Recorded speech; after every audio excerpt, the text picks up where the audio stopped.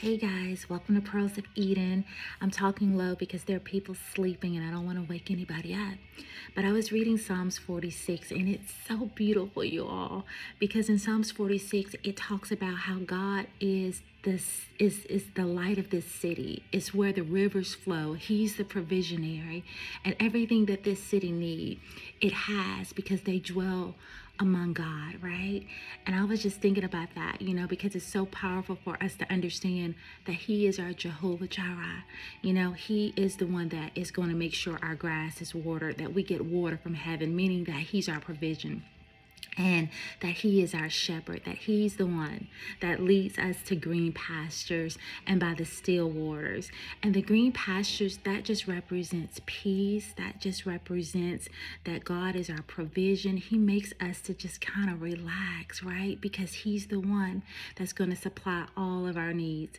And I just think it's a beautiful reminder. And in verse 4, it says, "There is a river whose streams make glad the city of God." And isn't that so encouraging that God is the one that He provides water? He's our source. Water is so powerful, just like our God. And it says the holy place where the Most High dwells, which reminds me of Psalms 91. And it says, who can abide in the secret place?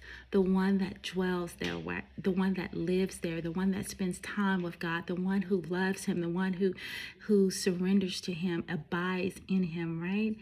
And I just think it's a beautiful picture because it says in verse 5, God is within her. She will not fail. That means that God, when He's with you, everything that you put your hands on, He's going to cause it to prosper because it's not by might, it's not by power, but it's by His precious Spirit that we're able to achieve and do everything we can do because we can do all things through Christ who strengthens us. And it's just a beautiful reminder because He says God will help her at the break of day. Nations are in uproar, kingdoms fall. He lifts His voice, the earth melts. The Lord Almighty is with us. The God of Jacob is our fortress. And I just think, wow, how many of us have had such an encounter, such an experience with God that we have personalized Him in that way where God refers to us as, that's the God of Marilyn, or that's the God of Abraham, that's the God of Moses, that's the God of Jacob. All of these great men and women, they had an experience, a personal, radical encounter with God that not only changed them, but it changed generations. And I don't know about you, but I want to be the kind of mother, the kind of grandmother that when people look at my life, they can say that this was the God of grandmama, this was the God of mama or granddaddy, And I just think it's so powerful for us to have our own personal encounters and experiences because I find that people who have not had personal encounters, they're not transformed in such powerful ways where they have met God and can lead others to God.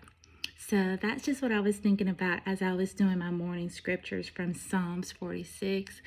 And I pray that it gives you something to think about and meditate on because it's important to meditate on the Word of God, right? All right, guys, I love you and I'll see you soon. Bye.